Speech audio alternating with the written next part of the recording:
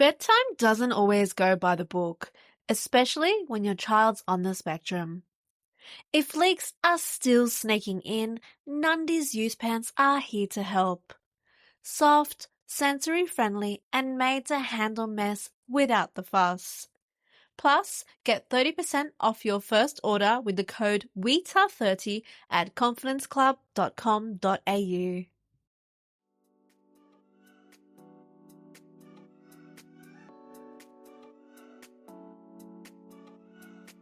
Hello, and welcome to Wine with Wita, the podcast that is dedicated to engaging with health professionals and caregivers in meaningful discussions.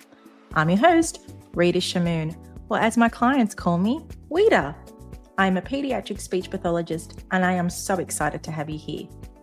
Each week, we deep dive into connecting you with caregivers and healthcare professionals, sharing their insights, stories, and key takeaways to help you with your child's diagnosis and your journey. Whether you are a parent, healthcare professional, a lifetime learner, or simply a wine enthusiast, you're in the right place. So let's sit back and relax and enjoy today's episode.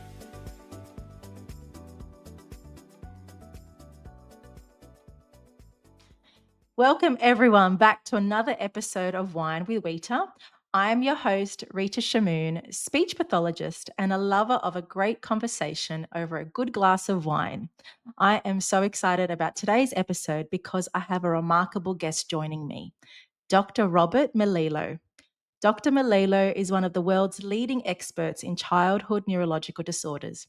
He's worked for over 30 years helping children with developmental and learning difficulties such as ADHD, autism, and dyslexia, all areas that we see in our practice. He created the Melillo Method, and he's also the founder of the Brain Balance Centers, which has helped children all around the world. His book, Disconnected Kids, is a must read if you work with children or raising a child with developmental challenges. So today, we are going to talk about brain development, how we can support our kids in and out of the clinic space, and maybe bust a few myths along the way.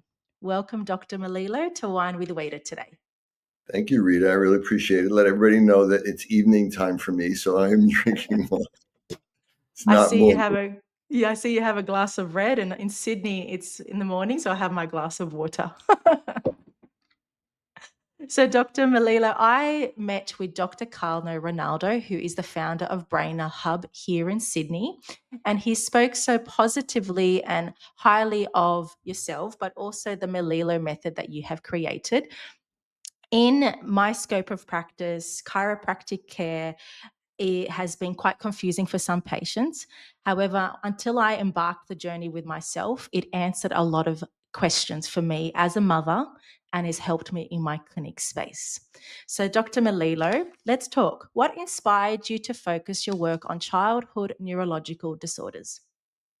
Well, from the beginning of my career, I fell in love with neurology and neuroscience when I was in graduate school. And I also was an athlete, which was what drew me to chiropractic originally, as it had helped me throughout my athletic career.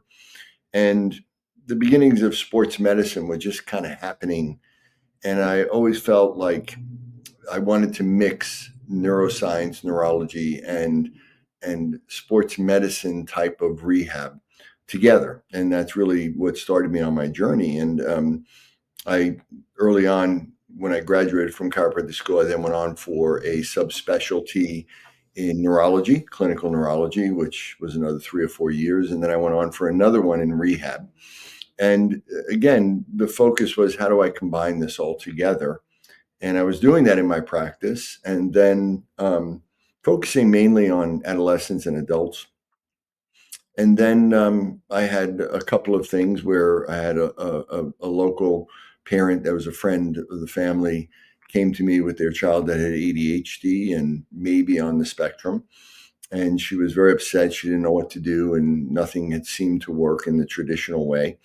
And so she asked me if I would help her. And then coincidentally or not coincidentally, a few days later, I had a parent teacher meeting for my young son who was 6 years old, and he was in first grade. And they said something to me that they thought he might have ADHD. And at that point, there was a lot of questions around it. This was the early 90s. And, so now it became something personal to me. And my first question was, okay, from a neurological standpoint, what is ADHD? What is autism? What is actually happening in the brain? I felt because I had a rehab mentality, I wanted to fix it. I wanted to change it. I wanted to do something to help my son and help these other people. And but I didn't know what it was. So I went out and I spoke to colleagues of mine and friends that I knew that were pediatricians and pediatric neurologists and psychologists and psychiatrists and neuropsychologists. And I said, what is it? Tell me what it is so I could just see what I can do. And they all basically said, we don't know. We have no idea what it is. Mm. And I said, well, that doesn't help. And they said, well, but there's really not much you can do about it anyway. And I said, wait, you just told me you don't know what it is. How do you know you can't do anything to help it? So I realized, I had already been doing some research and brain research, and so I decided to just dive in myself, and I really committed myself to really understanding that question. And I spent about 10 years really just reading everything I could, eventually put it into a textbook called Neurobehavioral Disorders of Childhood: An Evolutionary Perspective. And at the end of that time, I felt like I had answered that question as well as anybody I had read any of the material on. I connected with a lot of really top researchers around the world and partnered up with one of the top researchers. And then it was about, okay, how do I put things together, which I had been doing along the way, and I'd already been starting to see some results, not only in my own son but other kids. And so I kind of knew I was onto something. And it's really just been, a lifelong journey of trying to answer that question and come up with the best ways of trying to change it. And, that's what evolved into what is the Melillo Method. Yeah. I really appreciate how you've emphasized there's no cookie cutter answer for a child and their development, and your own personal lived experience of trying to find answers and trialing, which I think a lot of parents need to understand that not all intervention is the best approach for your child. Not every clinician would build that beautiful rapport with your child. And this is something I want to emphasize on Wine with Wita. Even though someone may suggest speech might not be needed just yet. You need to think of the child overall, holistically, and what is needed for your child currently to help them to build that, I would say, foundation to lead to the other goals for your child's development. Yeah, I think for me, again, it goes back to, just asking questions. And I think throughout my career, I think what's really got me to be able to do what I've done is that I've asked questions that I don't think a lot of people have asked. Like, you know, again, what is happening in the brain and why can't a child speak? And there are different reasons why a child may not be able to speak. And most of them have to do with different areas of the brain. And Mm. they can be completely opposite reasons, to be honest. So, it really comes down to, for me, it's always come down to those foundational questions. What's the neuroscience under this? What is happening in their brain? And early on, I realized that it really almost always had to do with development of the brain. So I needed to become an expert in that. And that's why I got a degree in neuropsychology. And then I eventually got a degree in PhD in developmental cognitive neuroscience, because I needed to understand, where were the vulnerabilities and what happened and how did it create different issues in the brain that resulted in different problems, not just speech problems, but all types of problems: immune problems, autonomic problems, gut problems, as well as all different types of cognitive and learning issues. Mm. So fascinating. Can I just say, as a health professional, it's so eye-opening, and it makes me want to learn more, particularly about your field, with knowing how I can intertwine my intervention methods with your methods too, to give the best approach to our clients. Well, I think as an educator, because I've been a professor of clinical neurology and developmental neurology for almost 30 years. And I think the best compliment you can get is that if you're a good teacher, people say, wow, I want to learn more, or you've actually made me think about things that I've never thought of before. Mm. Because, the fact is the more you know, the more you learn, the more you go on, the more you realize you don't know. And there's this constant learning that, to me, I find, one of the greatest pleasures in life is to realize that I can always learn, I can always get better, and I can always contribute more and add value. I think that's all of us as humans. I think our primary purpose in life is to add value, especially to other people, especially to the most vulnerable people like children and Mm, families that can't speak and can't speak for yeah. themselves. 100%. Totally agree. And I believe that every person you interact with, make sure you leave them with something that makes them think differently, make them have that aha moment. Yeah. Yeah. Now, for all the listeners, particularly allied health professionals here, what is exactly the Melillo method? It's a clinical treatment that really, again, starts with an evaluation that tries to really pinpoint what's the root cause. What is actually happening? What is happening in the brain? What happened during development? And how does it create different types of developmental imbalances that really are responsible for the symptoms? The symptoms of any sort of neurological developmental issue in children and or adults, and most mental health issues, we know starts in childhood. So what's the nuances of that? What are the differences? Why do, like with my own children, all three of my children ended up having issues, but I knew that they were also really talented and really gifted in certain areas. And, my wife's an amazing, talented person. And, she has so much. And again, she was a great mom, and they were raised in a great environment with tremendous families on both sides. So, what was producing their issues? And what I realized that, it actually starts with a gift, that the more gifted you are in an area of your brain, which is a family trait that's passed on to kids, it can lead you vulnerable to deficits in other areas and imbalances. And those imbalances is where the symptoms live, where we get overactivity of some of those positive traits, and we get underdevelopment of some of those other, less strong traits. And we've actually done the research to show this. We've actually shown that these networks in the brain and connections in the brain, that, like in kids with autism, in primarily their left hemisphere, there are certain networks that are superhuman power and so hyper connected, whereas other issues and other networks on the right side of the brain are so immature and underdeveloped. And that imbalance is where all the symptoms come from. You combine them together, and it affects, every aspect of their body, their personality, and their emotions. You've spoken in quite some depth about early childhood. I want to know more about when a mother's pregnant and the birthing process. How important is that? And for any mother that's pregnant, what can they do to somewhat support their child's development? My third book was really about, trying to understand the causes. Mm, Why are we seeing this epidemic? Are we seeing an epidemic? And, some people try to tell us that, we're just recognizing things more and there isn't an actual childhood epidemic.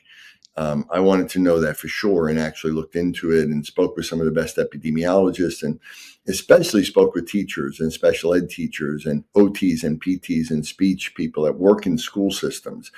And it was very clear. I mean, as much as, when I started looking into this in the early 90s, that there was a real problem, that there were yeah. real increases in kids.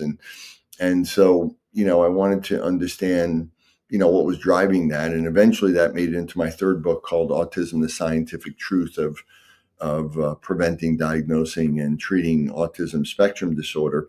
A lot of the things that we see RFK talking about now as far as causes and prevention. Yeah, I wrote a book about that in 2013. And so it was really about understanding different factors like epigenetics. That's a term that Yeah. most people haven't heard of. They were told that this is a genetic problem and it's hereditary and there's nothing you can do about it. That's not true. So, there are environmental factors that start preconception that can methylate the genes of men and women and moms and dads, and can affect the expression of their genes. 84% of our genes are really there and are active during brain development. So they're by far the most prevalent genes. So just based on numbers, they're the ones that are most likely to be impacted. And they're the Mm, most genes because they're designed for our brain to adapt to our environment very rapidly and easily. But that also leads to a vulnerability. And the human brain is unique in development amongst every brain on the planet. There's no other brain at all that really develops like the human brain. It is unique. And so you combine that, and especially in males, because they have a longer period of development, this is really where it starts. So there are things that, moms and dads need to be aware of and can look at preconception to be able to lower their risk of having a child. And then there are things in the womb that create the positive environment. And then there are things that can be done early on to actually reverse any sort of abnormal epigenetic factors that have come about. And so there's, it's never too early, but it's never too late. And even when I'm looking at, kids, I talk about a brain developmental blueprint. There's a very specific blueprint in which the human brain is optimally built, and especially the human brain. So, that starts preconception. When a baby has pre-birth movements and they automatically get into the right position in the third trimester, upside down and backwards, deep and up down in the birth canal, to induce the birth process without the cord getting wrapped around their neck. That's the way it's supposed to happen. Yeah. If they don't do that, if they're in a breech position, if they're not in the right position, if a mom needs to be induced, if the cord's wrapped around their neck, if they're sunny side up, why? Again, the question why. And it really led me early on to the understanding of these things called primitive reflexes and retained primitive reflexes, where a lot of my research has been focused on. Yeah. It's so amazing how you've mentioned epigenetics, because a lot of families feel like once their child is diagnosed, that's it. But with that, as well as neuroplasticity, change is possible. We can create wonders with children, but when you access the right services and intervention for a child, particularly early on. Yeah. So, most people don't understand because, we're not geneticists, and they hear that these problems are genetic, or they hear that they're hereditary, and they automatically think gene mutation. The fact is, like in autism, only maybe 5% of kids with autism actually have what's called syndromic autism, which is really a genetic mutation, which is something like Fragile X or Down syndrome or tuberous sclerosis or some what we call de novo mutation. And to me, that's not really, really autism. That's really a genetic issue that presents with some autism symptoms. But the majority of them have no genetic mutation. There's no damage to their genes. But epigenetics means that there are different environmental factors in our own body that can attach themselves to genes and can affect them from being read, right? So when we talk about how genes are expressed, there's what we call translational and transcriptional RNA that reads over our code and then translates that and creates proteins that create our body and our brain and everything. Around the late 90s, early 2000s, it was shown that you can have these methylation chemicals that can attach themselves to genes. And when translational and transcriptional RNA start right over, they don't read them. They're there, but they don't read them. And so therefore the proteins that are made aren't the most optimal version of those proteins. And it can look exactly like a gene is damaged or deleted or not there. The difference is we can get rid of those methyl marks and we can change that expression of those genes, where genetic mutations, we can't change it. If a gene is damaged and broken, at this point, we don't really have the technology to change. Yeah. We've been highlighting the idea of early intervention.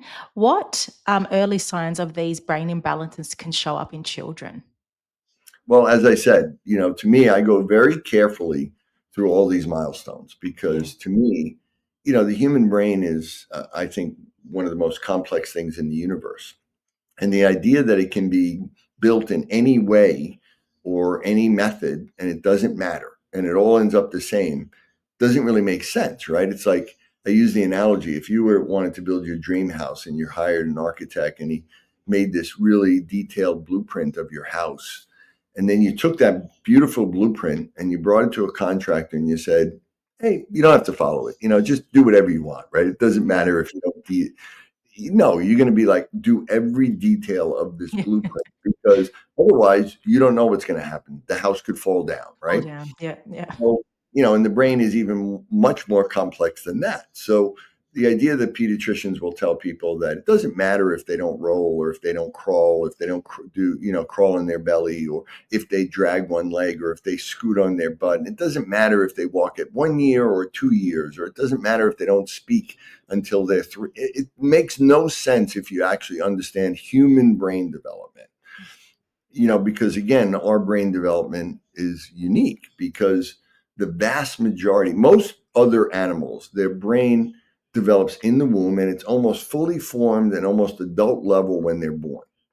Humans, we only have 20% of our brain built at birth. That means Yeah. 80% of it happens after birth with the longest period of time. And all of the big stuff like speech, emotional regulation, socialization also is at the end. So any little deviation in any of those milestones means something. Now, Yeah. pediatricians don't know what this means, and and I don't mean that in a negative way. I have pediatricians that work for me, and they tell me this. We have no idea what any of that means, right? But we just say that it doesn't matter because we want to keep the mom calm. We want to keep the parents calm because that's not going to help anything. And I understand that, but the fact is, it does mean something. And so any deviation, even slight, from optimal development, so knowing the milestones, knowing when things are supposed to happen, and if things go off the track, you can get them back on track Yeah. really quickly if you understand what's happening. Yeah. Thank you for mentioning that because in my scope of practice, many families come from their local general practitioner, which is we call that GP here in Australia. And the message is, oh, don't worry, your child has time. They can talk after the age of 3. But as you've highlighted, the earlier we start, the better we can find that missing piece to support the child so they can build those building blocks required for their house, as what you beautifully described. And I feel any parent listening here, if you've got that instinct in your gut that something is wrong and people have told you not to worry, you're overthinking it, please seek professional advice and look into it a bit more because that decision could ultimately support your child much more down the track. You need to seek, I would add to that, and that you need to seek the right professional advice. Yeah, the right professional Most advice, people get exactly. professional advice, and to be honest, most of it, th- the honest thing is that most people out there practicing in this field have no idea of what's happening in the brain. They have Yeah. no idea what the primary problem is. They have no idea how it gets that way. They're just presenting with all these symptoms and they're trying to manage the symptoms and manage the behaviors. And they don't understand what's the root cause, what's the foundational problem, and how do we change that? And they don't even think that that's possible because they never learn anything about it. Mm. So I think that you have to find someone, if you can't find somebody that can, in some sort of reasonable way, explain to you what's happening in your child's brain, then you should question what they say, right? That's what started with Mm. me. You're telling me things but you're not giving any answers. So that's what I've tried to do over 30 years is teach professionals, and I've taught over 10,000 healthcare professionals around the world, and tried to educate people on this. And there are some really good people out there that have learned and studied and do understand this, but the vast majority of people do not. So that's Yeah. also a problem, that it's not just about seeking professional help. It's about really making sure you're getting the right answers to your questions. And I get people from all over the world. They come here to New York to see me. And one of the first questions I ask them is, has anybody tried to explain to you what the actual problem is? And the Mm. answer, whether it's a child or adult with any issues, is always the same. No, no one's, it's autism and that's all it is, or Yeah. it's bipolar and that's what it is, or it's dyslexia and there's nothing you can do about it. And it just, speaks to the fact that they're not getting the right information. And you need to also understand the root of the problem, addressing that to them building the blocks. But I also believe helping the parents out as well, helping them out emotionally, supporting them, because that in turn will help the child's development as well. So accessing the right services, not only for the child, but for you as a caregiver. Yeah, both from a emotional and from a neurological standpoint. Mm, You know, I always put, like I put in my book, the number one environmental factor of if you have a developing imbalance in your child is if there's an imbalance in the parents. And you know, many of the parents we work with on both sides, they're exceptional, they're bright, they're successful, they're, super gifted in areas.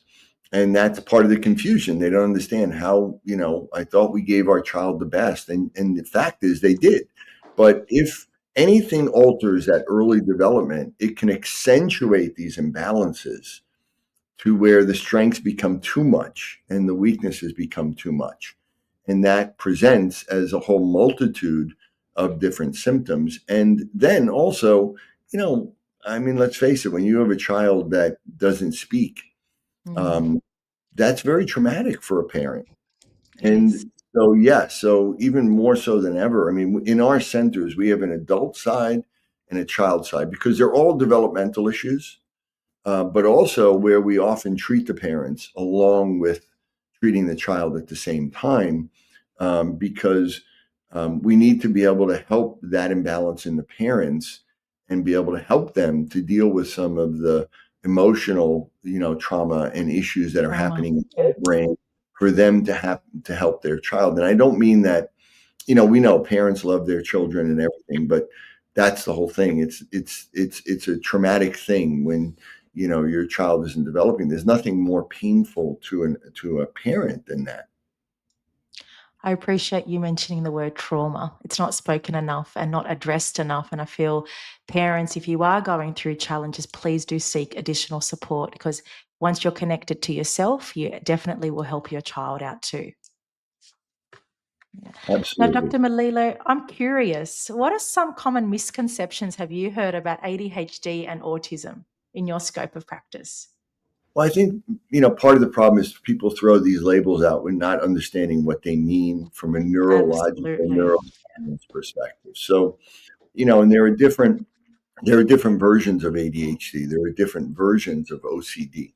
And some of them have to do with, more neurological imbalances that involve the right brain or the left hemisphere. And these imbalances are important. So, like ADHD type 1, which is the inattentive type, is Mm, often more associated with a left brain delay and really dyslexia or learning disabilities or processing issues. And it's really not an attention deficit. The attention, we have multiple types of attention. Most of them are controlled by the right hemisphere, but the left hemisphere, its attention is very hyper focused, detail oriented, and it's very narrow. The right brain has more of a wide open, sustained attention. And so, if we look at that from an imbalance, if we have a deficit in that hyper focused, detailed attention, and if we have too much broad, open attention, we're actually paying attention to everything too much. mm, But again, they get labeled with ADHD, whereas you get a kid that, let's say, has a right brain type of delay, where they have a deficit of that sustained attention and they have maybe too much of that hyper focused where like a kid with autism can focus on a little detail over and over or do the same thing over and over and over and over again, or a kid with more of a right brain ADHD where they're hyperactive and impulsive and they can't really focus their attention on or they're focusing on the wrong thing too much. They're very different. They're completely opposite, and but they can look similar, but they're thrown under the label of ADHD.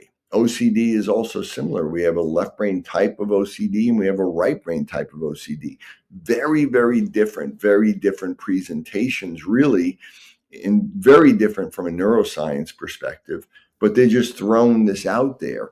And so I think understanding the nuances of this and what it means and not just throwing a label out there and really understanding, because if you want to change it or help it, which is another big misconception, because with all of these things, they're told, well, this is, there's nothing you can do about it. Just learn to accept it and Yeah. just neurodivergent. And I'm a big proponent of the neurodivergent movement and accepting, who they are and that they have their different personalities. But that doesn't mean you can't change it and improve it. I mean, I always tell parents that our goal and their goal is just to, again, we don't want the brain just being built anyway.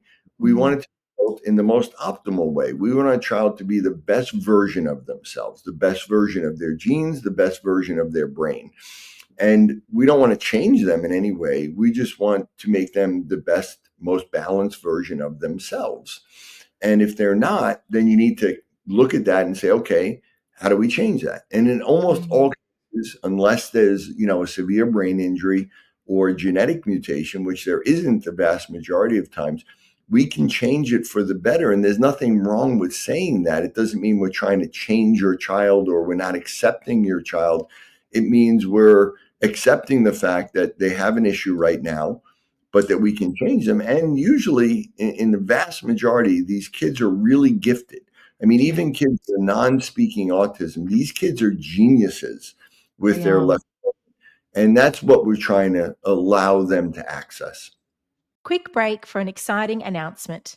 This episode of Wine with Wita is brought to you by Nundies, the soft, sensory friendly, absorbent pants designed for kids who need a little extra support with toileting. As a speech pathologist and a mum, I often hear from parents navigating delayed toilet training or sensory sensitivities, and Nundies come up again and again. They are super absorbent, breathable, gentle on skin, and designed to help kids feel confident and comfortable. Whether it's for school days, long car drives, or just peace of mind at home, Nundies are one of those simple tools that can make a really big difference. And yes, they are covered under NDIS too. Plus, you can get 30% off your first order with the code WETA30 at confidenceclub.com.au. If you've been looking for something to take the pressure off those daily routines, I'll share the link in the show notes. I'm loving this conversation, Dr. Melillo, because I gain a sense of hope. Many families hear you cannot change it. We cannot go back in time, but we just have to move on and accept your child as is. And you've mentioned a great point about the neurodivergent movement, which is, yes, fantastic. We accept children. However, there is a possibility we can further improve the child function, allowing them to participate better in their family unit or in their classroom environment, making them more better learners or better participants in society. And I feel just based on this conversation, we've sparkled a bit of hope that there is a chance that a child can get better, but accessing the right services for the child early on as well. Yeah, not only that, I mean, again, first of all, if somebody says that, you just need to accept that there's nothing you can do about it, I wouldn't accept that answer unless they can tell you why. Like why? Like what can we not do to change their brain? What is the problem? And if there's not an injury and there's not a clear-cut genetic mutation that is identified, and one of the things I tell parents is, many parents I see, they come in and their child is diagnosed with a genetic issue. And they say, is this a genetic issue? We can't help them. And I look at the child and the child's beautiful, physically beautiful, looks great. I say, there's no genetic problem here. I mean, if you have a genetic issue, you see it in their face. I mean, almost all the time you see it, right? You notice that You some see. deviation or in their body. And so, if a professional can't explain to you what is actually happening in the brain, then I would question their judgment on whether you can do anything about it. And, so for me, keep on looking for answers until you get somebody that can explain that to you.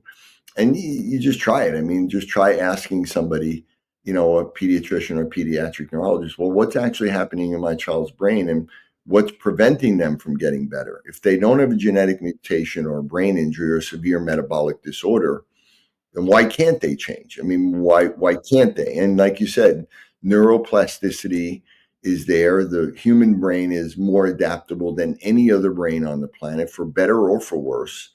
And so why can't we change it? It's just a matter of knowing how. Yeah. I'd like to highlight the importance of multidisciplinary approach. A lot of people think just because your child's not talking, speech pathologist is the only health professional that you need to see.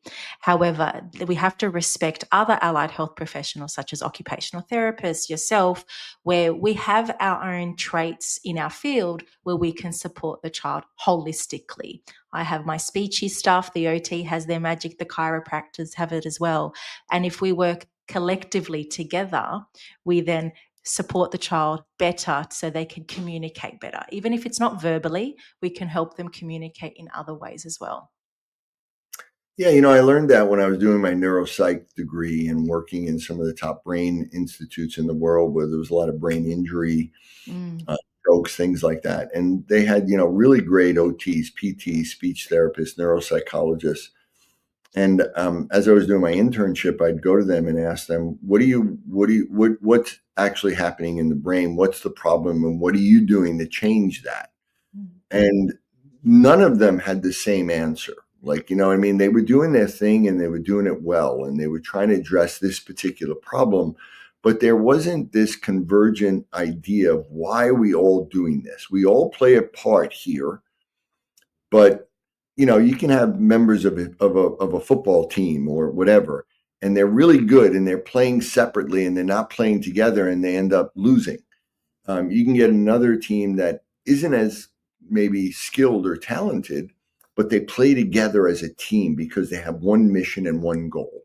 And so that's the thing. It's not just how well you do it. It's what you're operating, reason. What are you all trying to mm, do?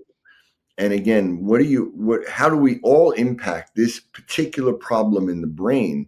And all of them, play a role in that, as you said. But I think the disconnect is that they're all doing it for different reasons, or they don't know the reason. They're just trying to manage this particular symptom or this particular issue.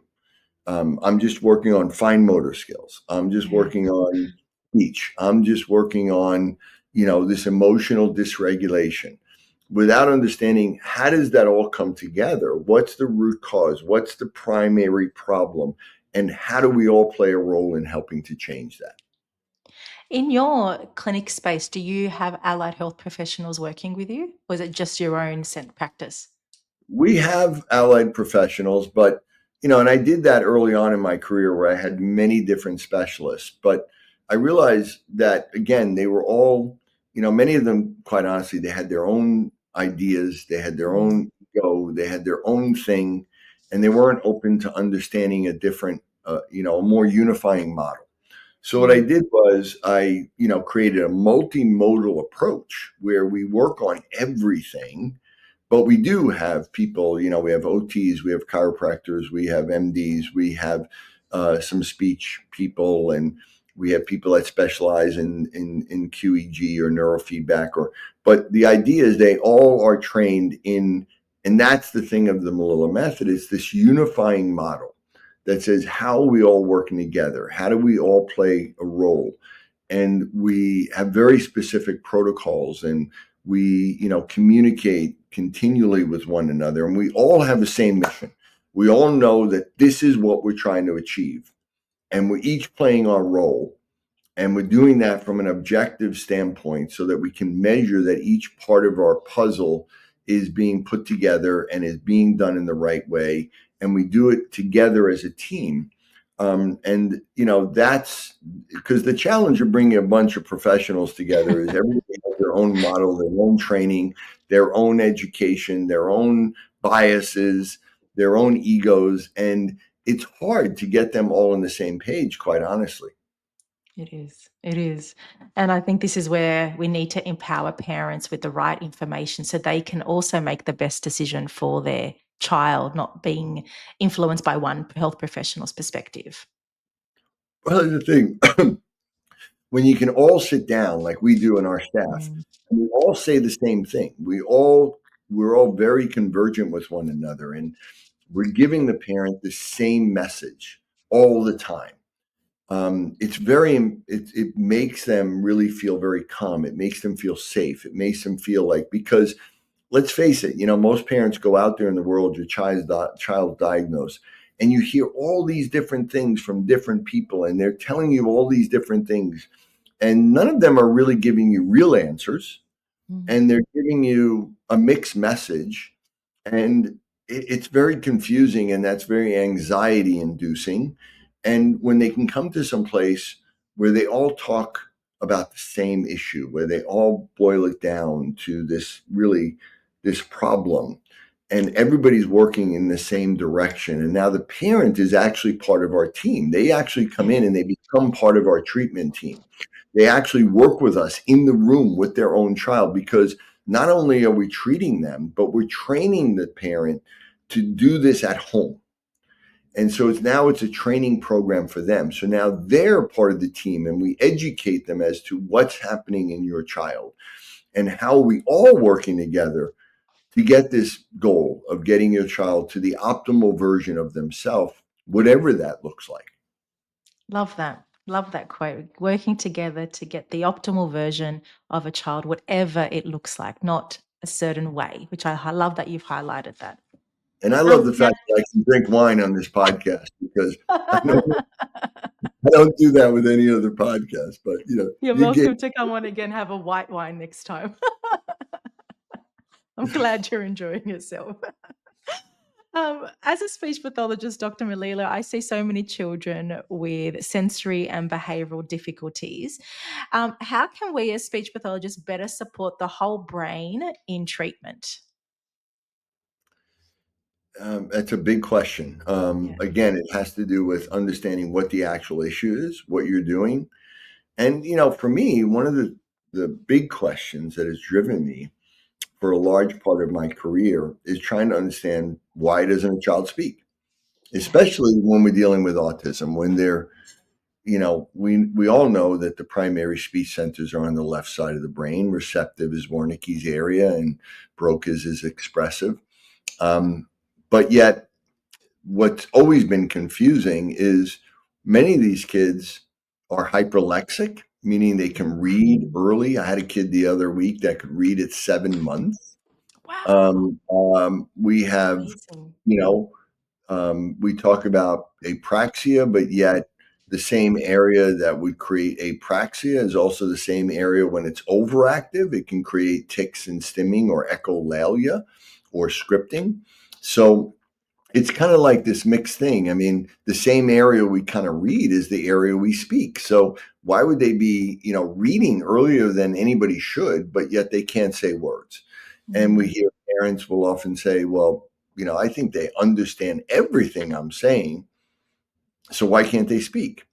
So that's been one of the biggest mysteries, and I don't think anybody's ever really come out and clearly answered that. So that's been a lot of drive of my research. And there are kids with left brain delays in the primary language centers that have a speech delay. And there are kids that have autism, which is a right brain delay, and they have speech delays. So again, you can't just lump them all in and say, okay, this one approach is going to work for all of them, when they're completely different areas of the brain. And the behaviors that you have in them are very different as well. You can get a kid that's very, very, nice and calm and easygoing and wants to please you and has great nonverbal communication, but can't speak. That's usually more of a left brain issue. Then you have a kid that's hyperactive, impulsive, can be aggressive, can be, really, emotionally dysregulated, a lot of anger, and they have more of a right brain delay, and they're not speaking. So you have to understand that, it's not just about managing the behavior or the symptoms. It's about understanding where the behaviors come from, where these imbalances are, and trying to address them while using your particular technique or skill or whatever. And it's going to be different for different issues. I'm just thinking a lot of allied health professionals, particularly speech pathologists, listen to this podcast. Dr. Melillo, do you offer any educational modules so allied health professionals can understand what you've just discussed a bit more? Sure. I have a fellowship certification course that's online. Hmm. I've been teaching this course for over 25 years, and we just finished last year a 10 module course in New York with doctors from all over the world, and we recorded it. So it's very updated because I'm a researcher as well. I head up a research lab and work with a team of researchers. And so we're putting out a lot of stuff, which means my whole art is evolving constantly. So the Yeah. course I taught 5 years ago is very different from the course I taught last year. And so anybody can access that from anywhere in the world, and they can get certified, or they can even get a fellowship in my method. And we have had many speech pathologists around the world and teachers, but especially a lot of health professionals of all different specialties that have taken my course. And it's really developmental behavioral neuroimmunology, because again, understanding how the brain regulates the immune system and the autonomic system and the gut, it all starts in the brain. But again, you get people that know nutrition and immunology well but don't know the brain, and they think that the problem starts in the gut, and it starts with a leaky gut, and it doesn't. It starts in the brain and the brainstem. That Yeah. doesn't mean they don't have a leaky gut, and that's not important, and that you do have to address that. And they have food sensitivities and other immune issues. But again, the root cause is really in the brainstem and the brain and how it develops. And so if you really want to get to the root cause, you need to understand that. And this is what we've done really, I think, at the highest level in our course, is this kind of universal, you know, understanding and theory and concepts and practice of how to really understand this and address it at that level. Yeah. I believe a lot of health professionals would be very interested because you raised a really important question that everyone asks. Why is my child not talking? Or can you tell me why? And there's no clear answer. I even struggle answering that as a health professional. It's like, well, there are many factors we need to consider, but I can't answer it in one sentence. And it would be nice to have additional information to understand the brain development and more research to explain that better to our patients. Yeah, and we do some specialty courses as well that are available online. And we did one with Dr. Carlo and Mm. Dr. Peter Schreier, two of my good friends and colleagues. We did a 3-day module in New York called interoception, immunoception, and proprioception. And in that, I did about maybe 10 hours really getting down to, especially when we're looking at something like autism, why they can't speak, what's happening in the brain. And then also, how do these same networks, how are they involved in the immune system and in autonomic regulation? And, as you know, Dr. Renato, like myself, has multiple degrees, and Yeah. has a he's a PhD in vestibular rehab and understands proprioception and feeling our body. And what's really interesting is that when you look at, let's say, a right brain delay like autism, the reason why they're not speaking is not that they don't have the words and that they're primarily dyspraxic. The problem is that in their right brain, they're not developing interoception and proprioception, and they're not building these maps, these homunculus in the brain, the parietal sensory map, and then the frontal motor map, so that they don't feel their body, they don't know where their body is, and then therefore they don't have the ability to move it because they don't know where it is. And that's a very different model, even though it presents very similar. They do have dyspraxia, Mm. but it's not a primary motor dyspraxia. It's a secondary sensory dyspraxia. And these kids have all the words there. They know everything. And, quite honestly, a lot of practitioners automatically think these kids are intellectually impaired, or, they have intellectual disability. And these kids are geniuses. We hear Yeah. that 10% of kids are savant. It's really much more than that. They just can't show it, because if you look at the homunculus, we all learned about a homunculus, right? What's Mm. in the brain. It's this 3D map that is distorted that we build in our brains through early development, through interacting, through feeling, through the inner ear, through the eyes, through our body, through our spine.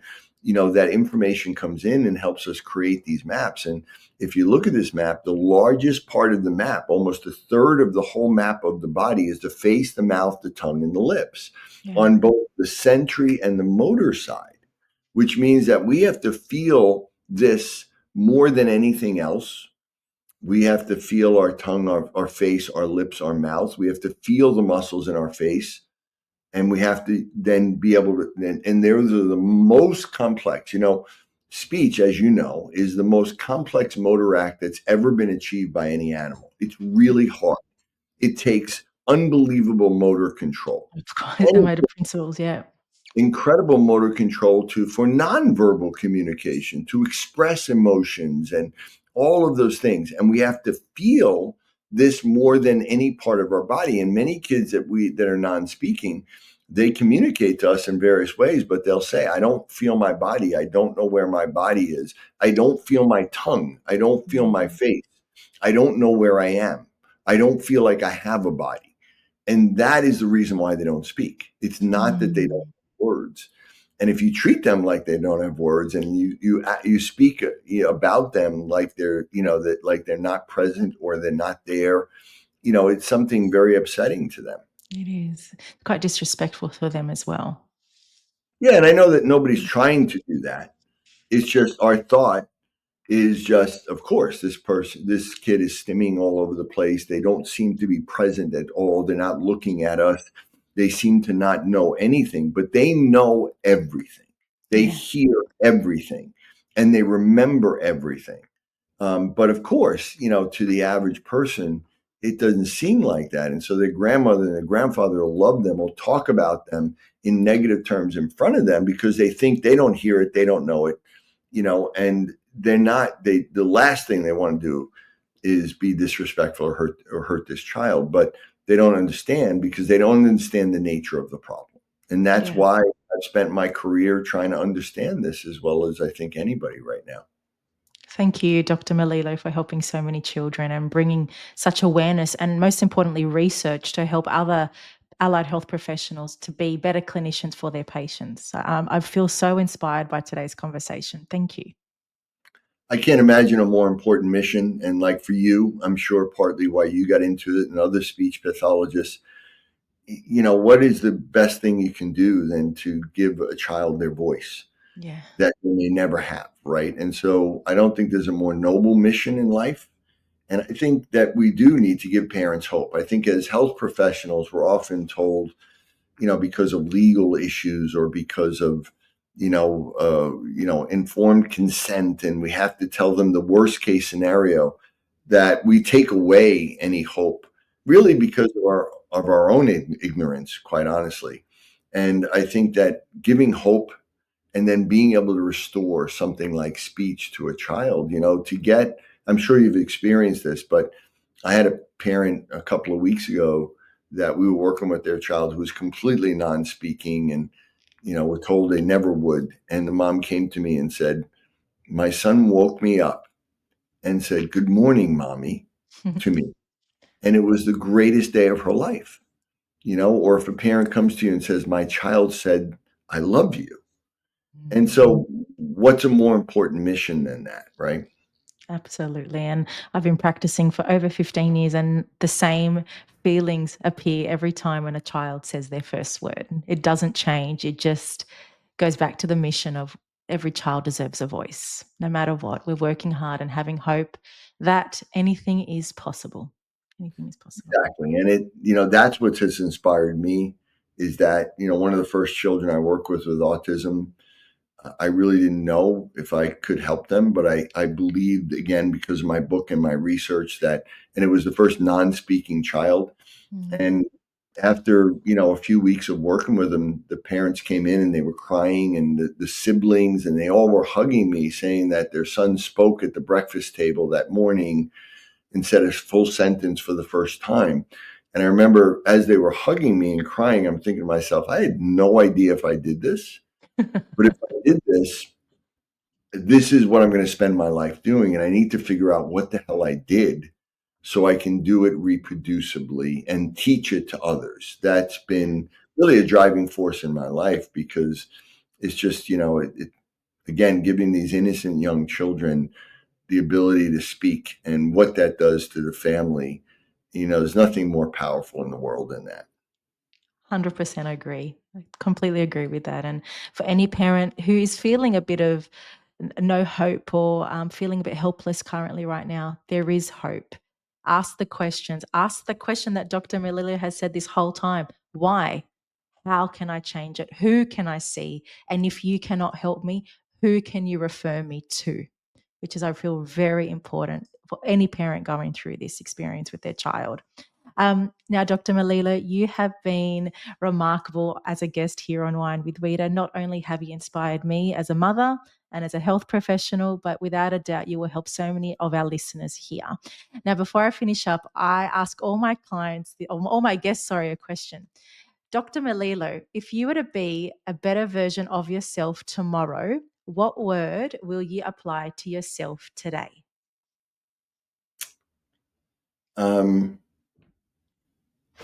That's a good question. Yeah, I'm sure my wife would have many answers for you, but I think,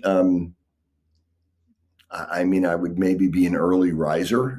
I need a lot of sleep, and I'm not someone who gets up at 4 in the morning or 5 in the morning. And maybe if I had more hours in the day, I could do more. Um, but listen, we can all get better, and I'm trying to do that every day, and I work very hard at it. So to me, it's just if I could always do better, do more, add more Do more. value. That's really what I want to do.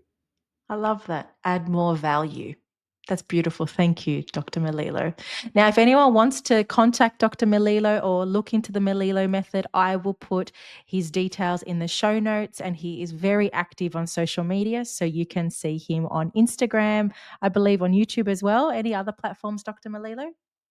Well, Facebook, and I have a couple of podcasts out there. One I do with my daughter called The Right Brain, WRITE, Brain Podcast, and then another one called the Melillo Method Podcast, Everything Brain, and then my website, drrobertmelillo.com.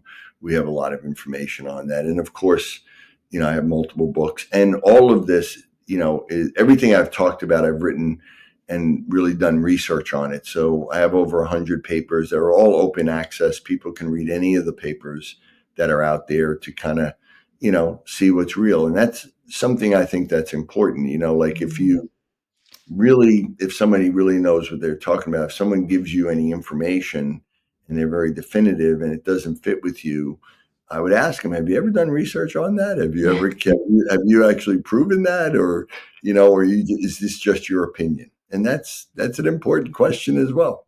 Yeah, agree. Yeah, I love how you said that. That's so important. Ask why and do the research. Every parent needs to hear that, and health professionals too. Yeah. Now, thank you everyone for listening to Wine with Wita today. I hope I have left you feeling inspired and made you think of things completely differently to what you did earlier today. But again, thank you for listening to Wine with Wita, and another episode will be brought to your ears next week. Take care, everybody.